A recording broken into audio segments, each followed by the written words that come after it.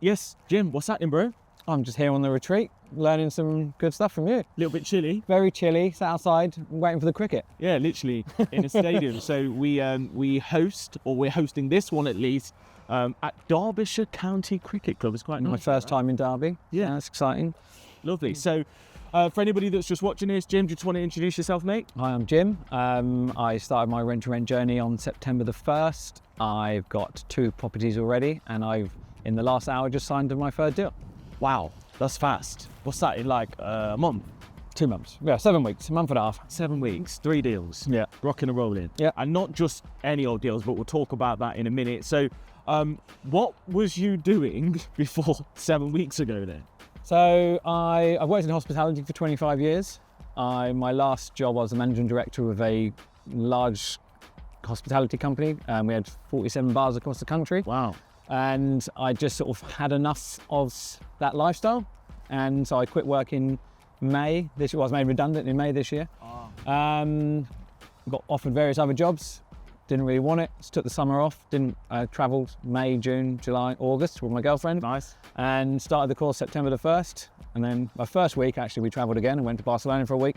So I didn't actually really start until September the 8th. And yeah, just been cracking on ever since. Sweet. So when did you first find out about rent to rent?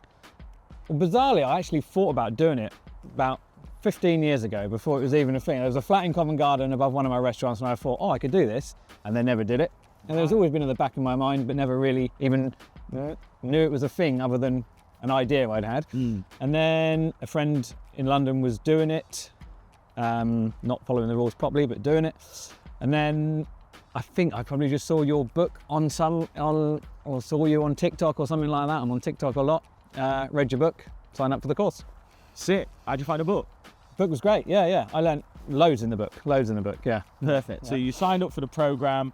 So sort of coming into this, you kind of knew the concept. Yeah.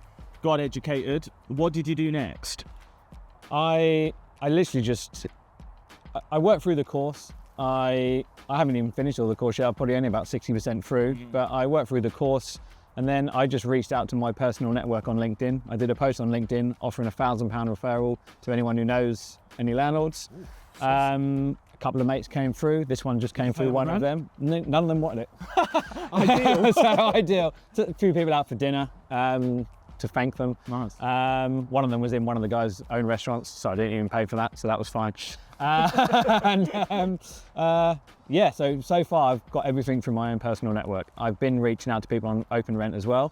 As yet, I haven't had much luck. I've got a few viewings next week, but yeah, I'm lucky that I have quite a big LinkedIn network from my previous career, and so far that seems to be working for me. Perfect. So you've kind of got this network of people that know, like, and trust you, which is wicked. And then presumably once you had those leads, you kind of followed the program and used the agreement pack, etc. Absolutely, yeah. I mean, the key thing for me really with I kind of knew I would be able to do it. I've run lots of businesses, so sure. I was confident in that, but I wasn't confident in, I didn't know anybody else who's really doing it properly. And it was the agreement pack that was really important for me, you know, because I'd spoke to other landlords who'd been approached by renters, and they had been put off by the quality of the agreements. Right. And they said they had them checked over by their associates and said they wouldn't stand up. So actually my second landlord, he turned down multiple renters because of the quality of their contracts. Really? And I used your one, and luckily his solicitor came back and said, finally something you can work with. Oh wow, okay. So very good. That's good. That's good feedback. Yeah, we appreciate that. Okay, brilliant.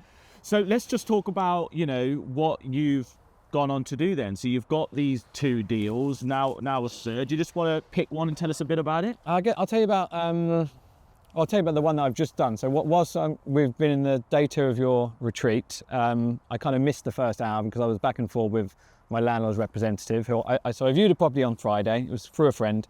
It's in Soho, 2 bed, 2 baths. And then yesterday throughout the course, I was back and forth with this lady.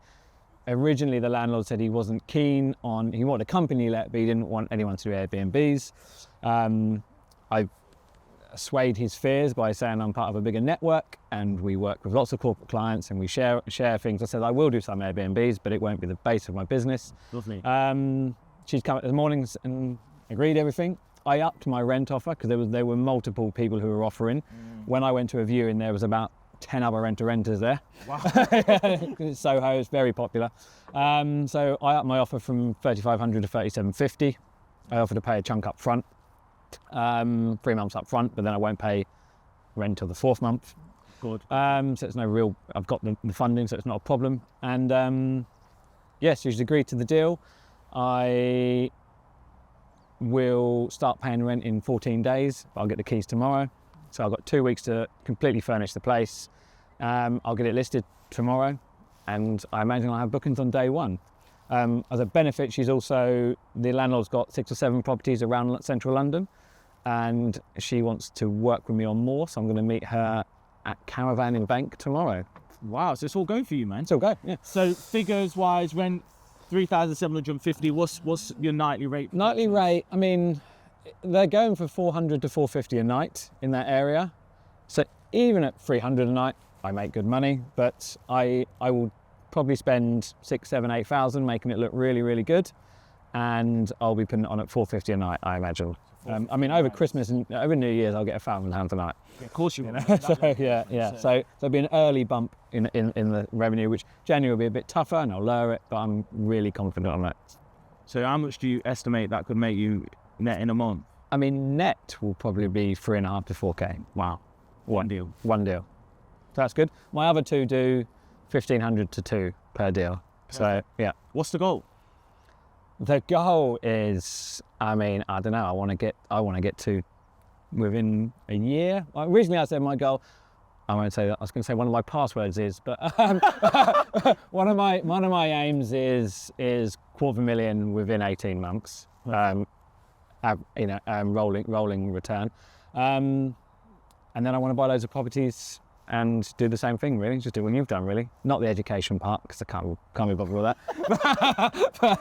but yeah, I want to get lots of properties, and ideally, I'm in my old job, I worked 60, 70, 80 hours a week, so I'm happy to work, but I was tied to a location. Right. I'm tied to board meetings and all that, and I kind of fed up with, that life. I just want to do something where I can spend more time away. My girlfriend works in tech, so she can work remotely. So I want to be able to, if we want to go away for 2 weeks, go away for 2 weeks without having to worry too much about it. Perfect. That's the aim. I mean, one thing that I'm getting from you, and I won't keep you much longer because there's some more content, but one thing I'm getting from you is there's such a level of certainty. Oh yeah, I'm 100% confident.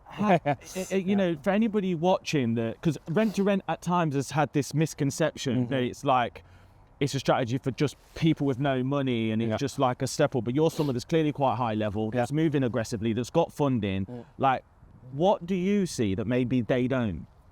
I just see an opportunity, really. And what for me, what it is, so it's extremely low risk, low money up front. So which does make it good for people who don't have a lot of money. But if you have got the funding, it means you can move really, really fast, right?